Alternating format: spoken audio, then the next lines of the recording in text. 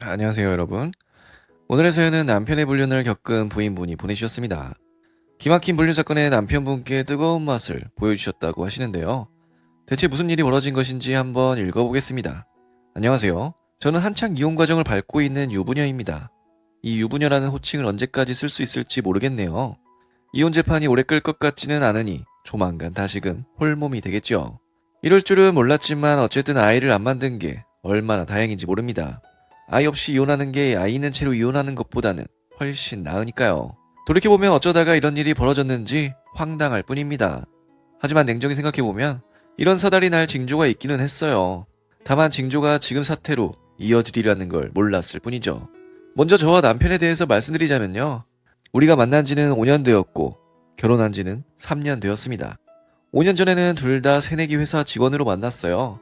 같은 직장에서 풋풋할 때 만나서 사귀었으니 나름대로 낭만적인 연애였던 셈이죠. 저는 1년 정도 그 직장 다니다 나와서 다른 직장 다니고 있고요. 남편은 여전히 그 직장에 다니고 있습니다.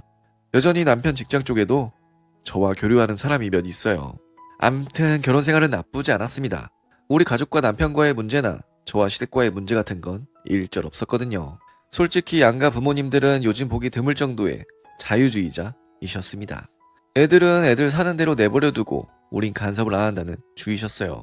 때로는 그 정도가 심해서 부모님이나 시부모님이 우리에게 관심이 없는가 하는 생각이 들 정도였습니다. 하지만 시콜콜 간섭하고 괴롭히는 것보다는 방임하는 게 훨씬 나았습니다.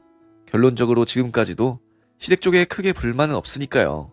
이혼 과정에서 시댁에서 남편 편을 좀 들기는 했지만 자기 자식 새끼니까 편든다고 생각하면 이해 못할 일은 아닙니다. 결국 책임은 오롯이 남편이 져야 했으니까요. 아무튼 시댁 문제도 없고 남편과의 관계도 무난했습니다. 그 모든 것이 무너진 건 1년쯤 전의 일이었습니다. 우리가 사는 곳은 아파트 9층입니다. 그런데 바로 2층이 10층에 누가 새로 이사를 오는가 싶더니 며칠이 지나지 않아 전에는 들은 적 없는 층간소음이 들리는 거예요. 대놓고 쿵쿵하는 건 아닌데 하루 1시간 정도 삐그덕거리는 소리와 툭툭 하는 소리가 들리는 겁니다. 정말 못 참을 소음이라기보다는 은근히 계속 신경 쓰이게 만드는 정도의 소리였죠.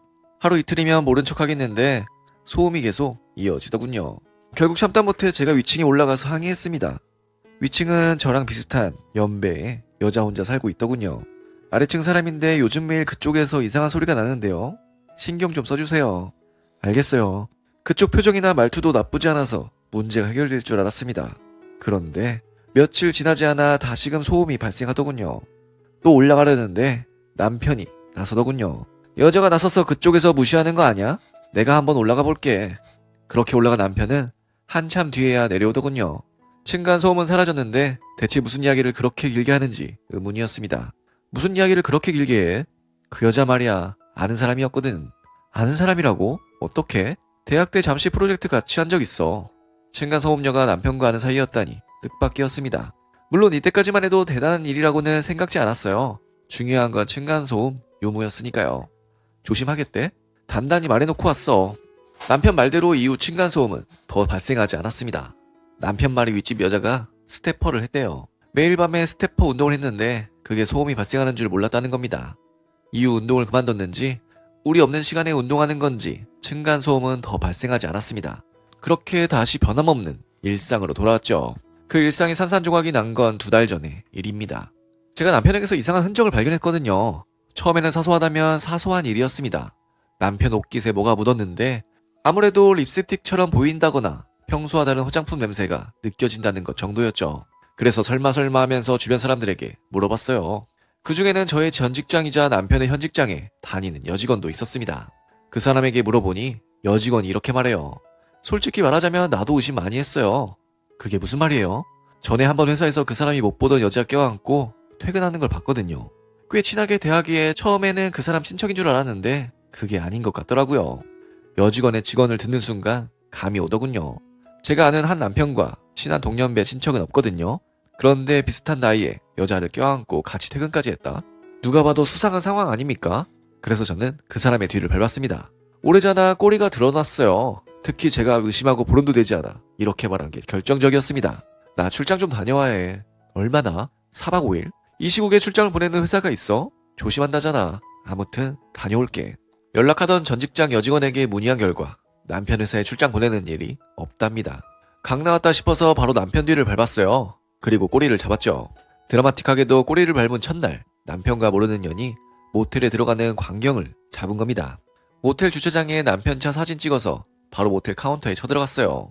제가 조금 전 들어간 남자 부인이고 자동차도 남편 차인데 바람 피우는 것 같다고 말했죠. 처음에는 그래도 남편이 있는 모텔 방문을 못 열어준다더니 제가 난리를 치자 결국 직원 동석하에 들어가기로 했습니다. 그리고 모텔 방문을 여는 순간 예상대로의 모습이 나오더군요. 남편과 상간녀가 벗고 뒹구는 모습요. 그때 사진부터 찍을 생각을 한 저 자신이 놀랍다고 해야 할지 대견하다 해야 할지 그렇게 증거 사진이 찍힌 가운데 상간녀가 낯이 익었습니다. 문제의 층간 소음녀였던 겁니다. 바로 욕을 하고 소리를 지르고 깽판을 치려다 직원이 뒤에서 이러면 안 된다고 소리를 질러서 겨우 정신을 차렸어요. 그래서 바로 불륜으로 고소하고 위자료 청구하고 이혼한다고 소리 지르고 집에 들어왔죠. 얼마 후 남편도 집에 돌아와 초인종을 누르더군요. 문도 안 열어주려다 무슨 소리를 떠드는지 드러나보자는 생각으로 문을 열어줬어요. 할 말 있으면 해봐. 뭐라 할 말이 없다. 할 말도 없는데 왜 기어들어와? 미안하다. 미안할 짓을 왜 해? 대체 그년 누구야? 층간소음 항의하러 갔다가 눈이라도 맞았어? 그런 사이 아니야. 대학 시절 만난 적 있다고 했잖아. 그랬지. 그래서 뭐? 그년이 자기 첫사랑이라도 돼? 맞아. 제 딴에는 무슨 낭만적인 이야기라도 되는 듯 구구절절 주워 섬기더군요. 그 여자가 대학 시절 자기 첫사랑이랍니다. 대학 이후 연락이 끊어져서 다시 만나는 것도 포기하고 살았는데 그렇게 만난 것을 보니 인연이라고 느꼈다나요? 그래서 자기도 모르게 불장난을 했다는 겁니다. 이게 성인 영화 스토리라면 그러려니 해요. 하지만 현실이고 더군다나 제가 피해자니 무슨 개소리냐는 생각밖에는 들지 않더군요. 저는 남편 말 끝나고 이렇게 말했어요. 말 다 했어? 뭘 할 말이 없네. 미안하다. 한 번만 용서해주면 안 되겠니? 지랄하지 마. 절대 용서 못해. 한 번 첫사랑 때문에 눈 돌아간 놈이 두 번째 사랑 만나면 또 눈 돌아가지 않겠어? 그런 일 없을 거라니까. 그 말 못 믿어. 일단 꼴도 보기 싫으니까 집에서 나가. 아니면 내가 나갈 테니까. 남편 최후의 양심인지 결국 자기가 도로 집에서 나가더군요. 제 딴에는 시간이 좀 지나면 제가 용서할 줄 알았나 봅니다. 하지만 전 용서해줄 마음이 추워도 없었어요. 그렇게 남편 쫓아보낸 뒤 곧바로 법률가에게 자문을 구했습니다. 부모님께도 다 말씀드렸고 덤으로 남편 직장 여직원에게도 이야기했죠. 덕분에 남편 스토리가 자기 직장에까지 다 퍼졌습니다. 결국 견디다 못해 휴직을 신청했는데 직장에서는 그냥 나가라고 하는 모양입니다. 그러자 남편은 뻔뻔하게도 절 원망하더군요. 이혼은 그렇다 쳐도 왜 직장까지 못 다니게 했냐면서요. 그 말을 듣고 나니 이 인간을 절대 용서하면 안 된다는 결심이 굳어졌습니다. 자기 잘못은 생각도 하지 않고 자기 처지 난감해진 것만 생각하며 절 원망하는 인간이라면 근본적인 인간성이 잘못된 것이잖아요. 그래서 요즘에는 남편의 연락 자체를 받고 있지 않아요. 문제의 상간녀가 차라리 말이 잘 통합니다. 자기가 100번 잘못했다면서 위자료를 개인적으로 지급할 테니 재판만 가지 말아달라고 무릎까지 꿇고 싹싹 빌더군요. 상간녀와 말이 통하면 그쪽과의 재판은 그만둬도 남편과는 끝장을 볼 겁니다. 남편이 뭐라 하든 시댁이 뭐라 하든 절대 그만두지 않을 거예요. 네, 오늘의 사연은 여기까지입니다. 남편분의 뻔뻔스러운 행동에 분노하신 아내분의 사연이셨습니다. 권선징악이라는 표현이 이보다 적절할 수 없다는 생각이 드네요. 그럼 저는 다음 사연으로 돌아올 테니 구독과 좋아요 알람 설정 부탁드려요.